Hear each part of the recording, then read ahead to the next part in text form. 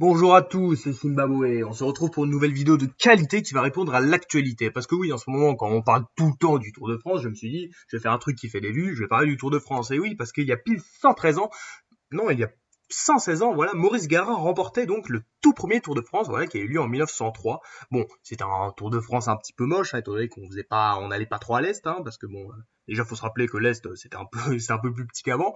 Bref, voilà. Et donc Maurice a été le tout premier gagnant du Tour de France. Bon, après il a gagné que le premier, après l'autre, parce qu'en fait celui d'après il a triché, enfin un truc horrible, le deuxième Tour de France, hein, ça tout le monde le sait. Et donc le premier Tour de France, donc voilà, qui a été gagné par Maurice. Et en fait, globalement, il s'est bien passé le premier Tour de France, donc ça, les Français, ils ont aimé et tout, ils aimaient bien Maurice, même s'il y a eu quelques petits problèmes parce qu'il a été accusé de corruption, le petit Maurice, hein, parce que ouais, à cette époque-là, c'était pas très clair, hein. Il y avait des mecs qui prenaient des voitures, qui prenaient le train. Enfin, je veux dire, aujourd'hui, il y a des caméras partout, donc on peut savoir si les gens trichent ou pas. Encore que. Mais à l'époque, c'était n'importe quoi le Tour de France, hein. Et donc Maurice, il y a quelques trucs pas très clairs sur lui. Et d'ailleurs, pour l'anecdote, pour tous ceux qui disent ouais, le Tour de France aujourd'hui c'est nul, il y a aucun Français qui gagne. Bah Maurice, il était peut-être français, mais il était français depuis 1901. Ça faisait 2 ans qu'il était français. Il était surnommé le petit ramoneur italien. Sauf pour dire que bon voilà, enfin des étrangers qui gagnent le Tour de France. Bon, Maurice, il y avait des origines étrangères, donc voilà, ça date pas d'hier. Donc voilà. Aujourd'hui, c'est aussi l'anniversaire d'une exposition, l'exposition de l'art dégénéré. Est-ce que vous connaissez l'art dégénéré? En fait, l'art dégénéré, c'est une appellation des nazis. En fait, pour les nazis, il y avait deux arts. Il y avait l'art héroïque, donc les Ariens, tout ça, tout ce qui serait, enfin, tout ce qui se rapporte un plus à l'Empire romain, c'était leur référence aux nazis. Et il y avait l'art dégénéré, donc tous les trucs nouveaux, le surréalisme, l'impressionnisme, le futurisme, tout ça, c'est n'importe quoi. Eux, ils étaient plus dans le passé, les nazis. Et du coup, ils ont fait une exposition où ils ont pris plein d'œuvres qu'ils détestaient, donc des trucs d'Autodix, de Munch, de Picasso, de trucs un peu plus modernes, et ils ont dit ah ça c'est moche, ça c'est moche. Donc voilà, il y avait aussi le jazz évidemment, la musique nègre, eux ils détestaient ça.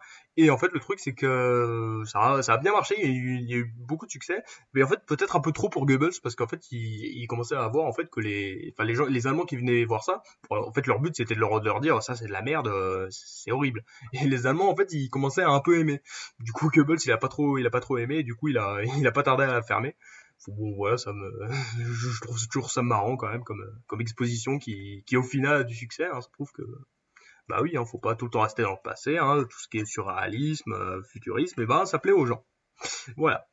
Aujourd'hui, c'est aussi l'anniversaire de l'assassinat d'un homme, Aung San. Est-ce que vous connaissez Aung San? Bon, vous allez me dire, oh putain, qu'est-ce qu'il a encore trouvé? Mais lui, c'est un type très important dans l'histoire de son pays, parce que la Birmanie, dans les années 40, c'était encore un pays donc qui était sous colonisation britannique. Sauf que grâce à l'Empire japonais, parce qu'il faut quand même se rappeler que l'Empire japonais dans les années 40, ils étaient plutôt des terres, et ben ils se sont mis à envahir des pays qui étaient occupés. Par exemple le Vietnam. Et du coup, le Vietnam est arrivé à la France et a dit, oh putain, France, t'es vraiment nul, tu peux même pas me protéger du Japon, donc barre-toi, vas-y, moi je vais être tout seul. Et ben la Birmanie, c'était pareil. Mais eux, ils ont pas eu besoin de guerre pour y aller, vu que les Britanniques étaient un peu plus sympas.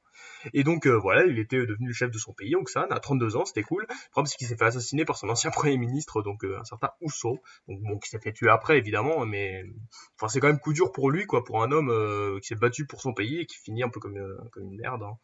Enfin, après, dans le cœur des Birmans, il reste toujours beau. C'est un peu comme Gandhi, en fait. On peut faire une comparaison avec Gandhi, vu que c'est juste à côté.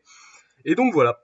Et d'ailleurs pour l'anecdote, c'est le père donc de l'actuel dirigeant de Birman, Aung San Suu Kyi, d'ailleurs qui est connu pour avoir eu le prix Nobel de la paix et enfin elle est encore dirigeante aujourd'hui, même si elle a un petit peu une mauvaise image en ce moment à cause des Rohingyas, enfin un genre de génocide qu'elle fait avec pour des minorités musulmanes. Enfin bref, Aung San vraiment un dirigeant de qualité, hein, voilà, vraiment qui mérite le respect. Dommage qu'il soit mort. Donc voilà les trois événements à retenir pour aujourd'hui. On a le Tour de France de 1903 remporté par Maurice Garin, on a l'exposition de 1937 d'art dégénéré et on a l'assassinat de Aung San en 1947. C'était Zimbabwe, merci d'avoir regardé, bisous.